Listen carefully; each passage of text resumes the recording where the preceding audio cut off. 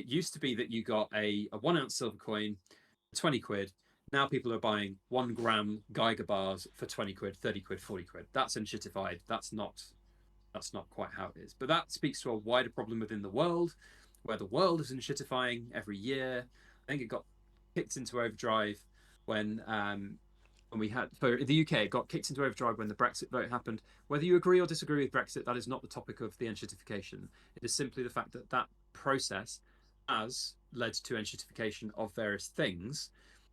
There are some good things that have come out of it that I agree with, but there are some bad things that have come out of it that I don't agree with.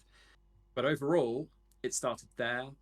We then had COVID, and that really enshittified the world. Changes in how we live. You know, I could go on. Wars, geopolitical stuff, cost of living, inflation. It's all getting worse, and that scares fractional me. silver. And it scares me even. Fractional silver, fractional copper.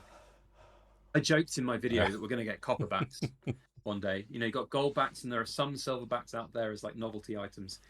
I can see in a few years there'll be some copperbacks. While you're talking about that, Nerd UK put a question in, which I said, no, you can't ask him to, you know, I said no, you know, because but he's going to love it that I've mentioned this. So Nerd UK, the plastic, what do you call it? A 3D printer. Yeah. Is making his own Nerdbacks. Did you know that? I did not know that. Yeah. And I'll let him... Here he is. He's in the chat now. Come on. Nerd, just briefly explain what a Nerdback is, so Backyard Bullion knows what's going on. So he's 3D printing, and they're very detailed, by the way. They're no joke. If you've got a picture, Nerd, as well, just pop it in the chat. That'd be great.